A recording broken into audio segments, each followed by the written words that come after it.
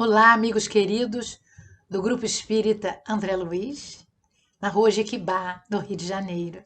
Estava com muita saudade de todos. Agora ainda eu fazendo lives da moda virtual, né? Para que cheguem essas vibrações de amor e de paz que podemos fazer nos nossos lares. Nos coube estudar, relembrar o Evangelho segundo o Espiritismo, capítulo 18, itens 6 a 9. O título do capítulo é Muitos os chamados e poucos escolhidos. Esses itens 6 a 9 que vamos falar têm um subtítulo. Nem todos os que dizem Senhor, Senhor entrarão no reino dos céus. Isso vamos escolher Mateus capítulo 9, versículo 35 a 38. O evangelista Mateus nos coloca essa fala de Jesus. Mas nós vamos iniciar usando um livro maravilhoso chamado Escrínio de Luz, do Espírito Emmanuel, pelas mãos benditas de Chico Xavier. E lá, Emmanuel diz, não basta dizer Senhor, Senhor. Equivale a assegurar que a fé não satisfaz só por si. Em nossa inspirada, suspirada ascensão, as bênçãos da vida imperceptível. Cada criatura renasce na carne com um plano de ação, meus amigos. Nós, antes de reencarnarmos, fizemos um plano para que pudéssemos exercitar os nossos ensinamentos, exemplificando junto aos nossos amigos. E Emmanuel vai dizer, cada criatura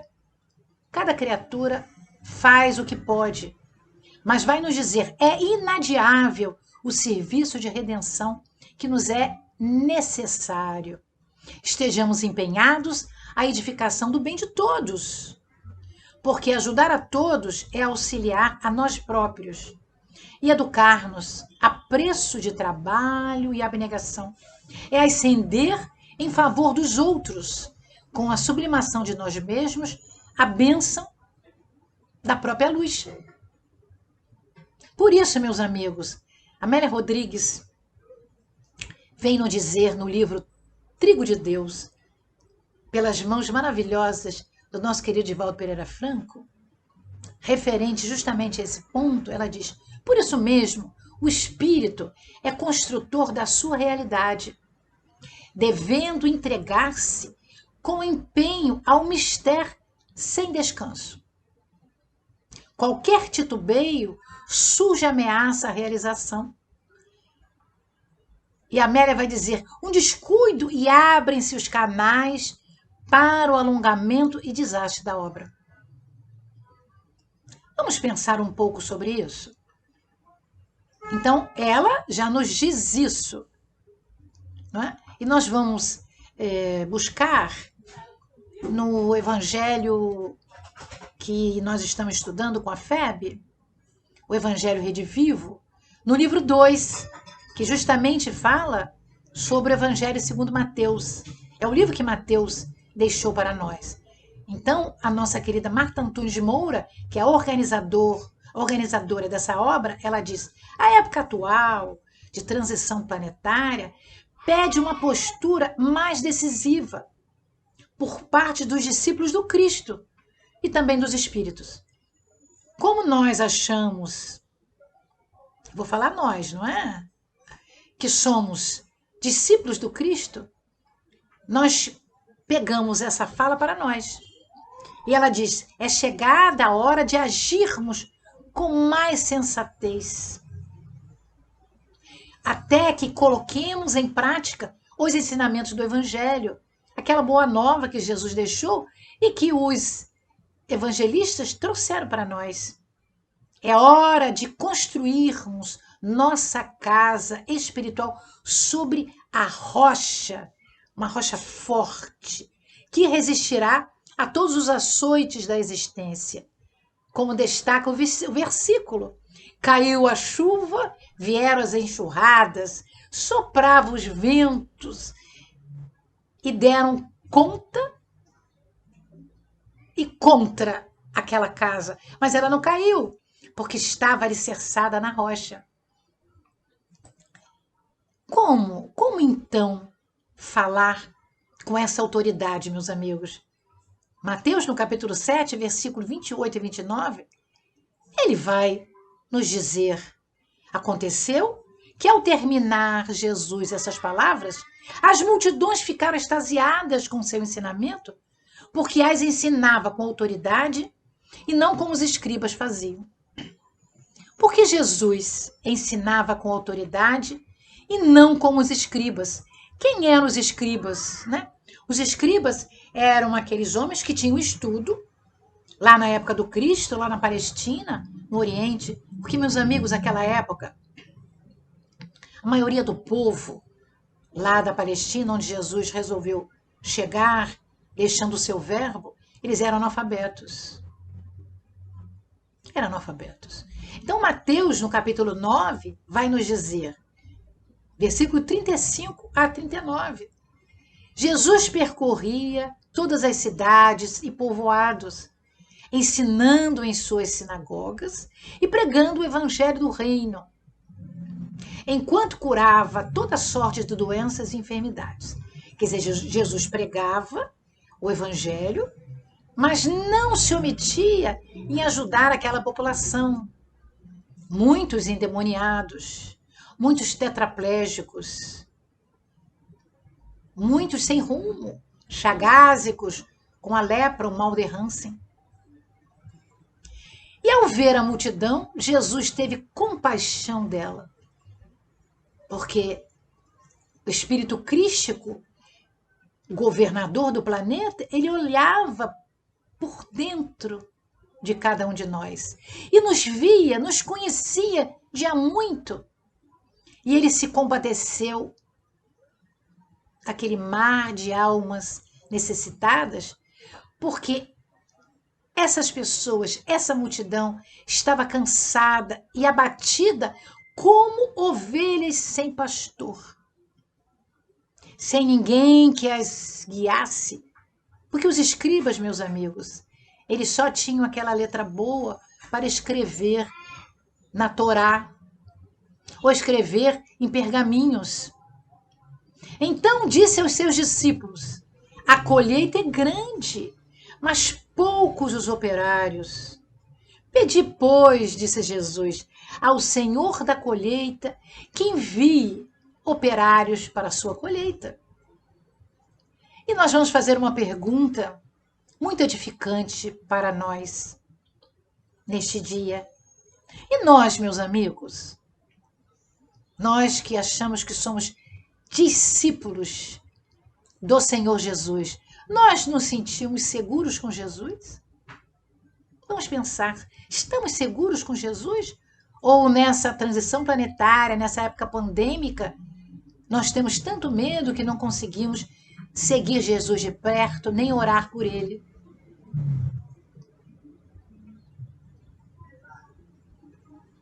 Não é? O momento atual é de escolha, meus amigos. Nós estamos num mundo de expiação e provas. E nós podemos, olhando o que Jesus falou, escolher a porta larga ou a porta estreita. Porque nós estamos neste mundo de expiação e provas, ou de provas e expiações. A porta estreita, ela vence as más tendências porque pratica a caridade. A porta larga é que nós não conseguimos fazer isso. Nós cedemos lugar às paixões e vícios. Mas vocês podem perguntar: Carmen, eu sou tão comedida na comida, no chocolatinho, no comprar a roupa, a quantidade de sapatos, nos brincos, nas pinturas, nas joias, nos adereços.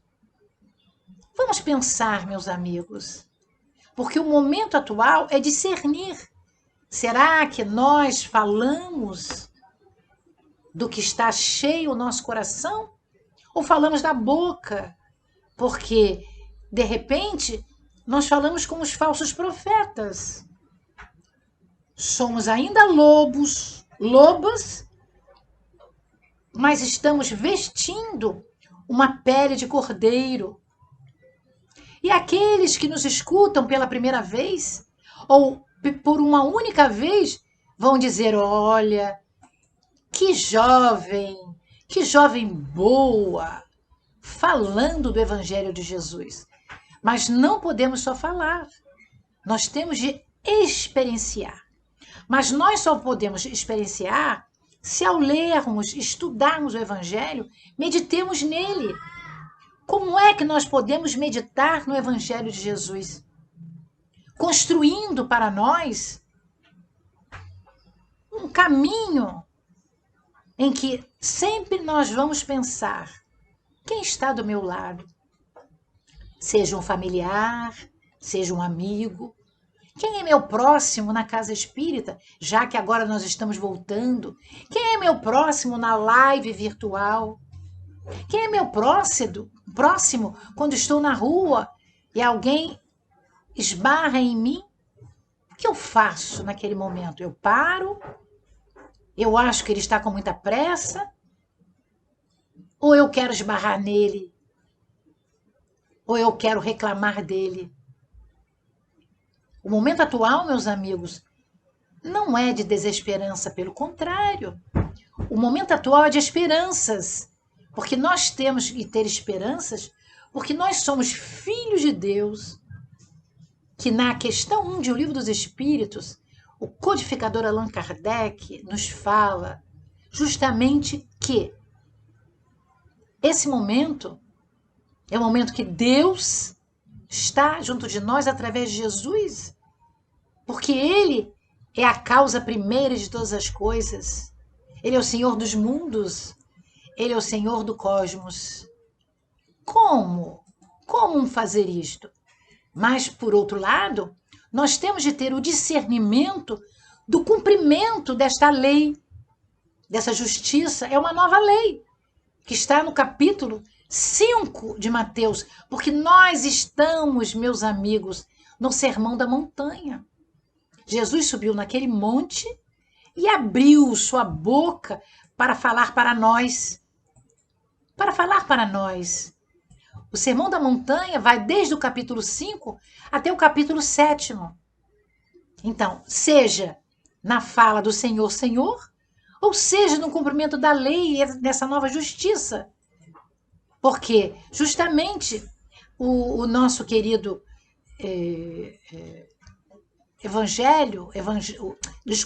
o nosso querido evangelista, ele vem nos falar, Mateus 5, 17 a 48, cumprimento da lei e da justiça. Ele vai dizer que Jesus falava para o povo: não penseis que vim derrogar a lei e os profetas. Não vim revogá-los, mas dar-lhes pleno cumprimento. Porque em verdade vos digo, até que passem o céu e a terra, não será omitido um só i, uma só vírgula da lei, um só jota, sem que tudo seja realizado. Aquele, portanto, disse o Mestre Jesus, que violar um desses menores mandamentos, ensinar os homens a fazerem o mesmo, será chamado o menor no reino dos céus. Na realidade, meus amigos, nós queremos ser o maior, não o menor. Aquele, porém, que os praticar os desígnios de Jesus e os ensinar, esse será chamado grande e não pequeno no reino dos céus. E o Mateus vai nos dizer: essa nova justiça é superior à antiga. Com efeito, Jesus disse: eu vos asseguro que se a vossa justiça não exceder a dos escribas e dos fariseus, não entrareis nos reinos dos céus. Por que Jesus estava dizendo isso? Porque se nós fazemos que nem os escribas e os fariseus, que eram aqueles que tinham desamor a Jesus, que pregavam uma coisa e faziam outras, como os falsos profetas, se nós fizermos igual a eles, não merecemos nada. porque nós temos que fazer diferente. Portanto, no versículo 19, Mateus disse: aquele que violar um só desses menores mandamentos, ensinar os homens a fazer a mesma coisa, não receberá as graças. Jesus, com essas palavras, não se referia absolutamente só aos rituais, ao formalismo, usuais encontrados nas práticas da lei de Moisés. Falava da lei moral, porque essa não sofre modificações. Jesus estava falando da lei moral. Da lei moral. Jesus conversava com os fariseus, com os saduceus, né?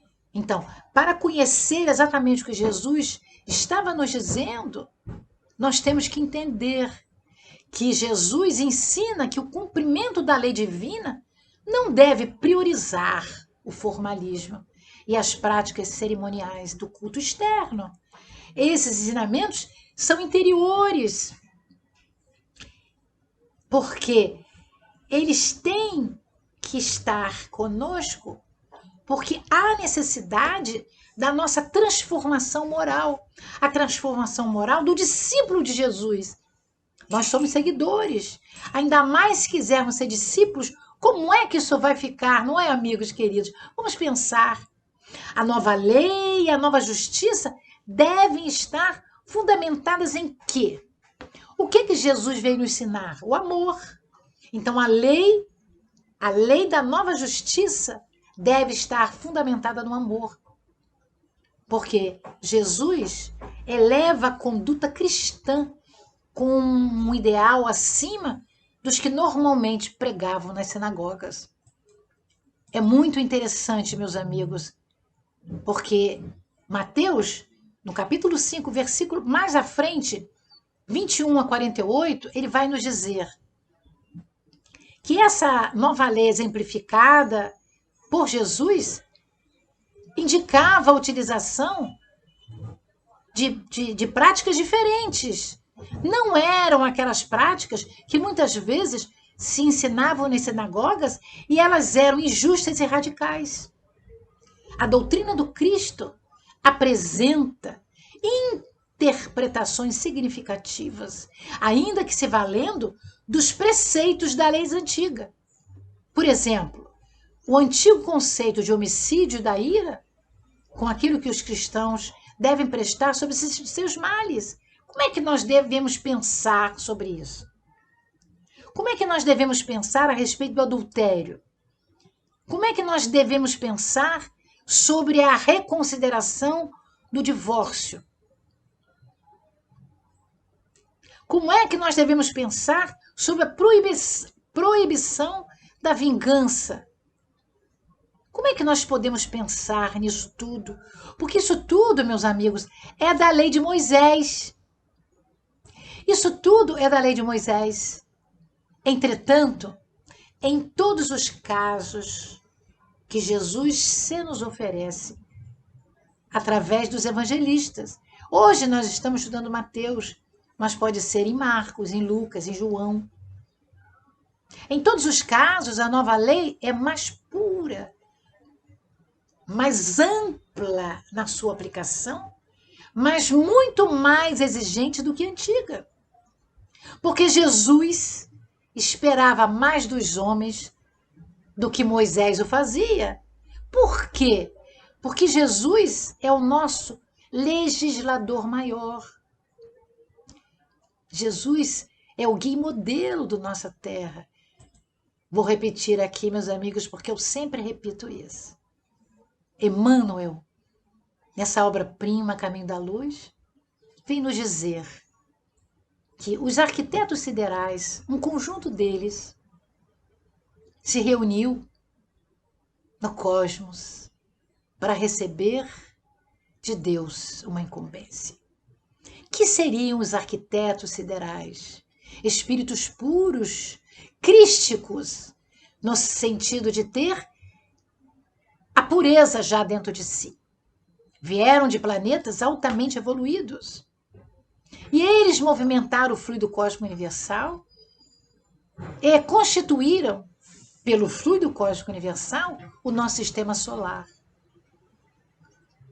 E a Jesus, um dos Cristos de Deus, foi concedida a oportunidade de zelar por um pedacinho daquela nebulosa que ficou anos vibrando nos seus movimentos de rotação e translação, até que pudesse se subdividir no protossol e depois nos planetas que circundavam em torno daquela bola maior que depois se constituiu no Sol.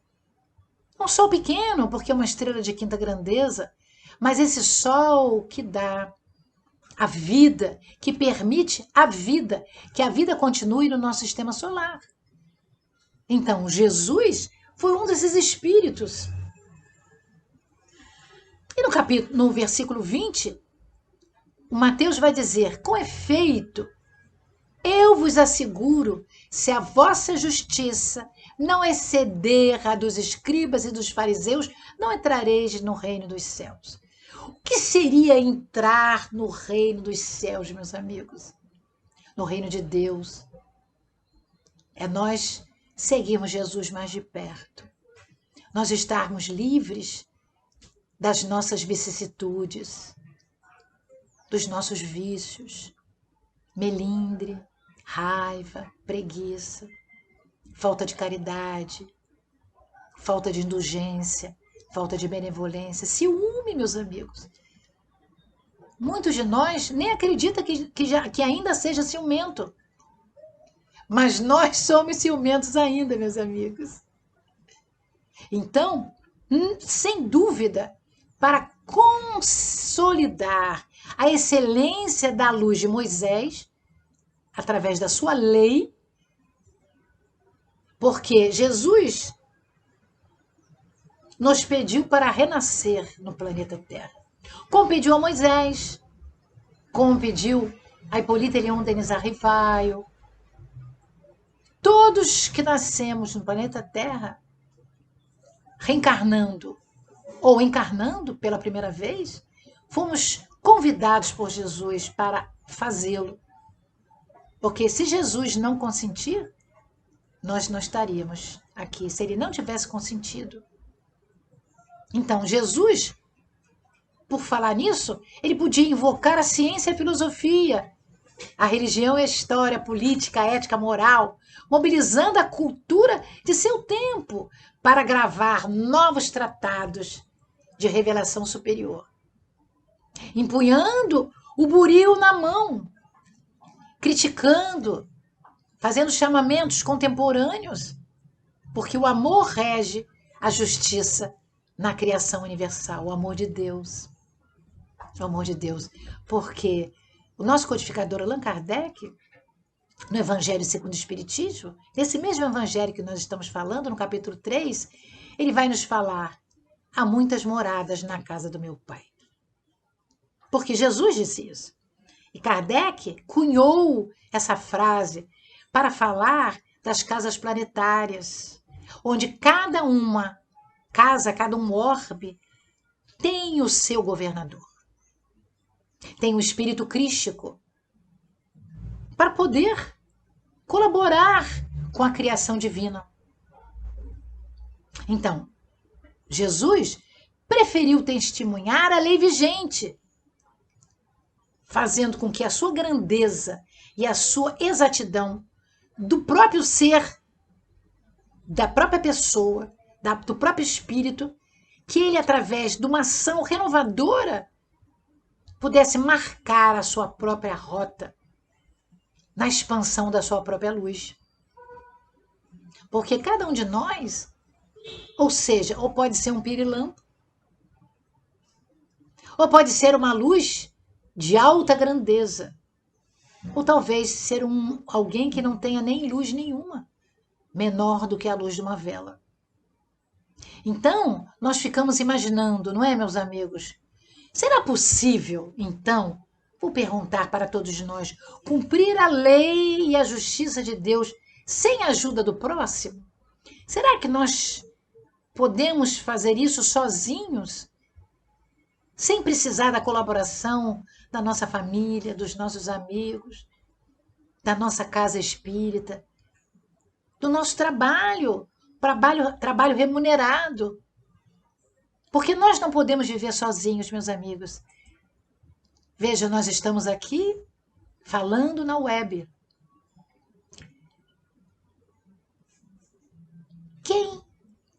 Quem ajudou a que a mídia pudesse ser tão desenvolvida? Quais pessoas? Milhares de pessoas. Milhares de pessoas permitiram que a telefonia pudesse nos permitir estarmos juntos. Então, nós sempre dependemos dos outros. Mas muitas vezes, nós nem queremos ver o nosso próximo.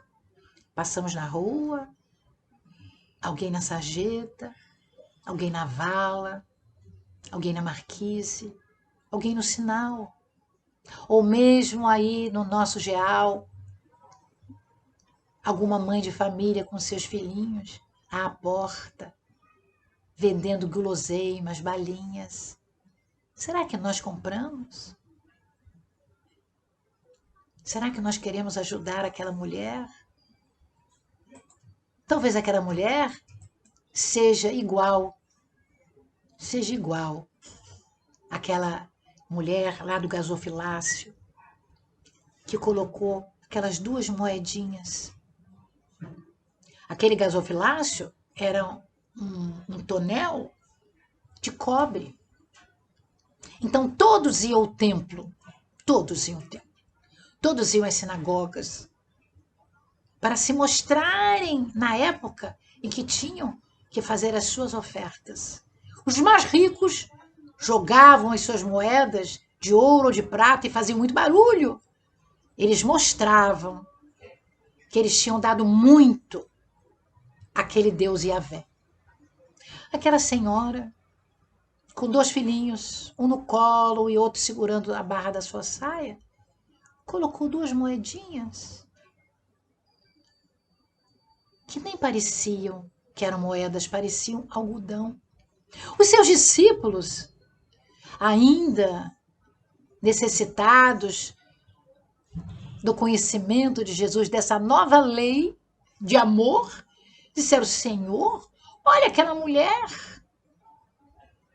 a moedinha dela nem fez barulho. Aí Jesus, pedagogo divino, disse: meus queridos amigos, ela deu o que com certeza vai lhe faltar na casa para poder alimentar os seus filhinhos. Olha, meus amigos, olha, Jesus teve que ensinar isso a seus discípulos, porque eles ainda estavam na materialidade. Talvez eles estivessem ainda, Senhor, Senhor, querendo ser os melhores, os primeiros, sentando à direita e à esquerda de Jesus, quando forem ou quando fossem para a erraticidade. Então, meus amigos, na realidade, quando a caridade regula a conduta dos homens, vai regular a sua vontade de ajudar. Ou seja, não façais aos outros o que não gostaríeis que vos fizessem. No Evangelho segundo o Espiritismo, nós vamos encontrar no capítulo 12 Jesus falando isso. Não é? Dessa maneira, desaparecerão todas as causas das dissensões. E com elas, a dos duelos, das guerras, das brigas entre os povos, das brigas entre nós, meus amigos. Quanto nós guerreamos com os nossos amigos. Quanto nós reclamamos dos outros. Quanto ainda nos colocamos desesperados quando alguém nos fere. Como nós muitas vezes não gostamos de sermos chamados à atenção. Nós não gostamos. Nós não gostamos. Nós não gostamos. E nós ficamos muitas vezes com raiva. Com raiva. Nós vamos encontrar no capítulo 12, item 14, o espírito Francisco Xavier, esclarecendo em Bordeaux, 1861, justamente dizendo isso. Quando nós fizermos aos outros o que gostaríamos que os outros não fizessem, a guerra desaparecerá, as contendas desaparecerão. Porque nós estaremos já muito caridosos, desejosos de fazer tudo para o próximo.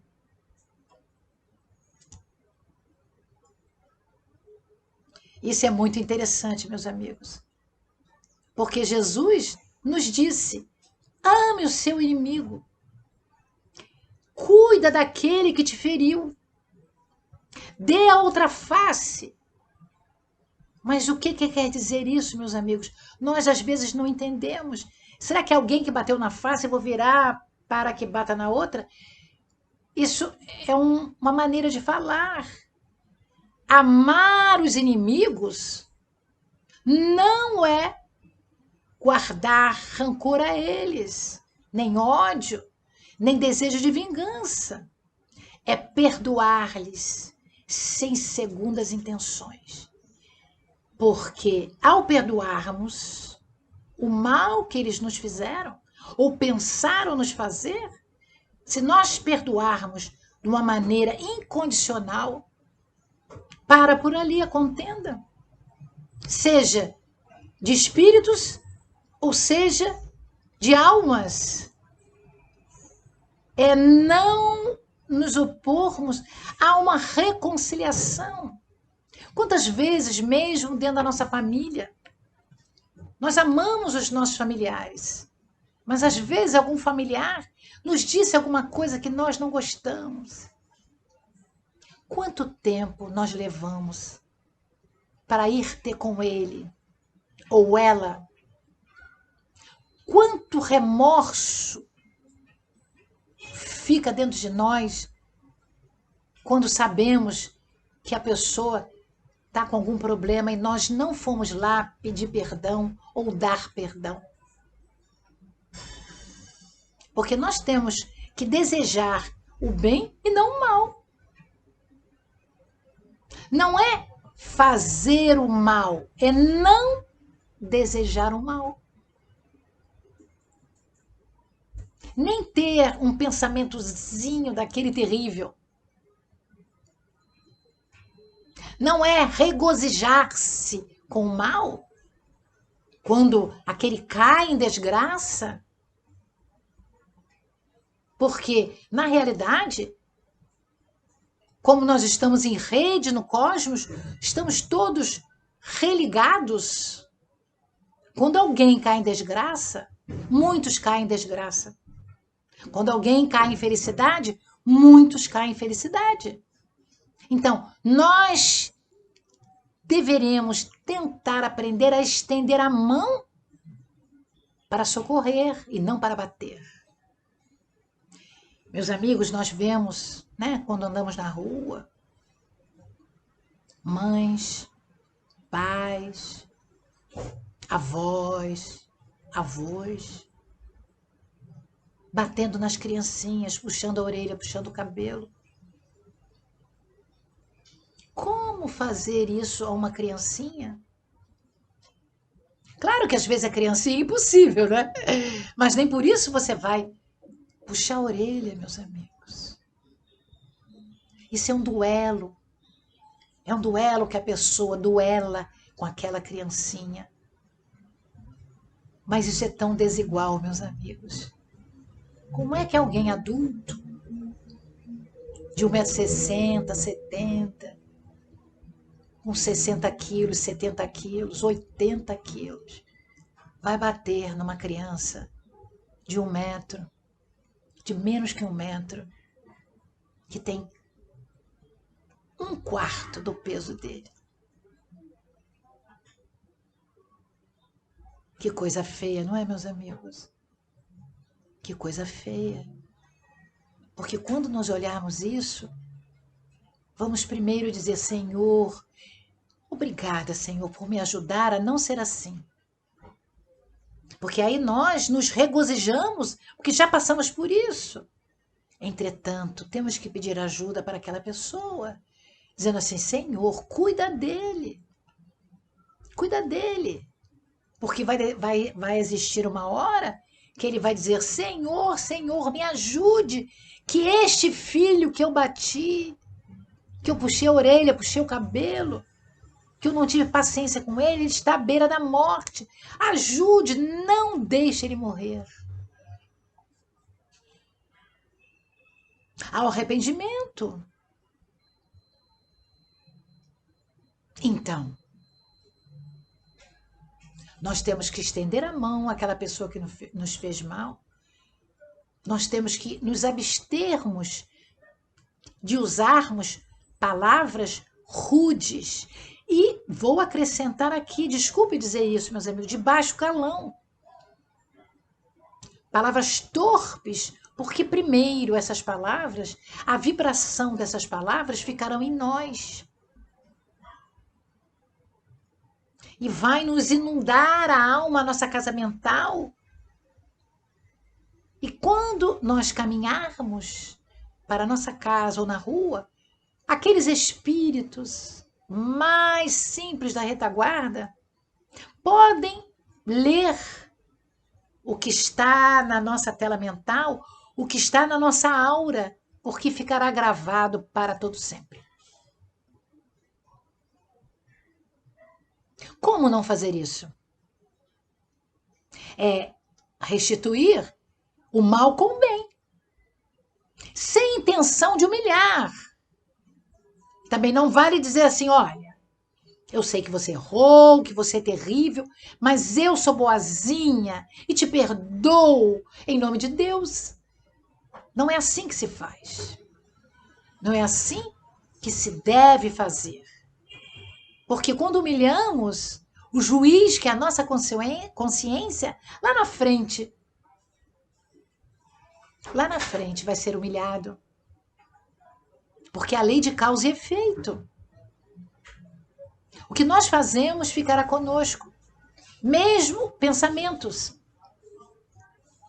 Quem age desta forma, de ser solícito com todos, inclusive com aqueles que nós não temos tanta empatia,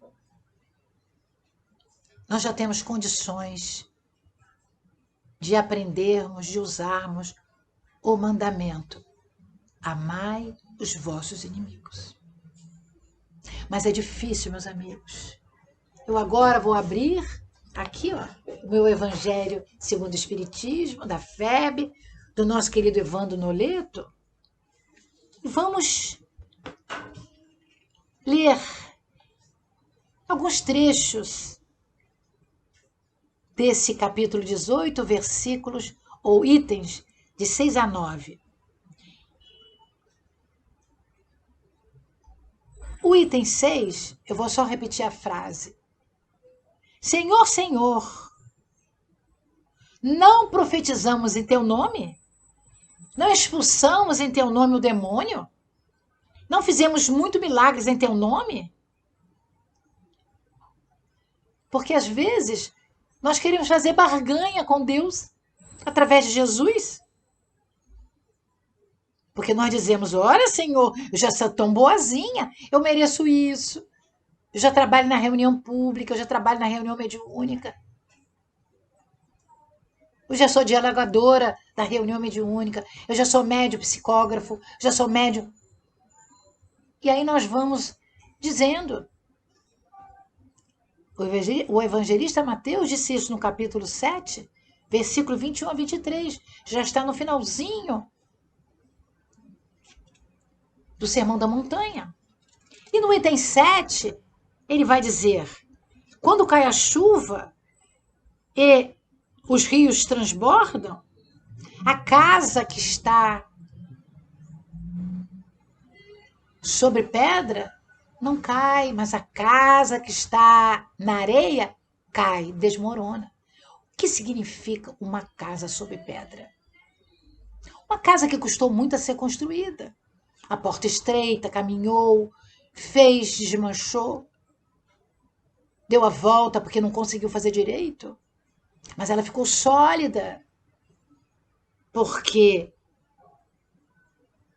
fez muitas coisas com o coração aberto. No item 8, o codificador vai dizer: aquele que violar um dos menores mandamentos vai ser considerado o menor no reino dos céus. Eu estou fazendo uma síntese do que eu já falei lá na frente. E no item 9, que é o item maior que nós temos para falar, Kardec vai dizer: todos os reconhecem, ou todos reconhecem a missão de Jesus, dizem: Senhor, Senhor. Mas de que serve lhe chamarem mestre ou senhor, se não seguem os seus preceitos? O que adianta eu dizer para Jesus, eu amo Jesus, se eu não tento me esforçar para seguir? Vamos só avaliar aqui um pouquinho. A primeira revelação, que é Moisés, a segunda é a chegada de Jesus, e a terceira é o codificador, é a religião dos espíritos, é o espiritismo.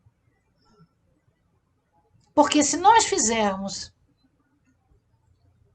o que Moisés recebeu na tábua da lei, os 10 mandamentos, nós já fazemos muito. Porque não é fácil seguir os 10 mandamentos à risca, meus amigos. A gente pensa que é uma bobagem, foi Moisés já passou. Não é fácil. E vai dizer assim: de que forma poderão dizer Senhor sem profetizar errado? De que forma isso acontece? Para aqueles que dizem Senhor e não seguem a lei de justiça, amor e de caridade, tem a lei do ranger de dentes, do choro e ranger de dentes. Porque o juiz, que é a nossa consciência, vai reclamar muito. Então, a prática sincera da lei de caridade vai fazer com que se cumpra os desígnios de Deus através de Jesus. E no finalzinho do item 9, o codificador diz: as palavras de Jesus são eternas, porque são a verdade. Repetindo, as palavras de Jesus são eternas, porque são a verdade. Constituem não só a vanguarda da vida celeste, mas também a garantia da paz, da tranquilidade e da estabilidade nas coisas da vida terrestre. Olha que beleza! As palavras de Jesus, seguida à risca, vai nos dar a paz enquanto vivos na carne. E também vai nos dar a oportunidade de sermos melhores quando transpusermos o portal que separa a vida dos homens da materialidade, da vida transcendente, que é a espiritualidade, de onde viemos e para onde voltaremos. Por isso nós queremos dizer, neste dia que estamos juntos mais uma vez, que é muito bom nós podemos ver, depois dessa dificuldade que todos nós passamos, a volta às casas espíritas, aos centros de oração. Alguns voltando com muita calma, com muito carinho, com muitas dificuldades.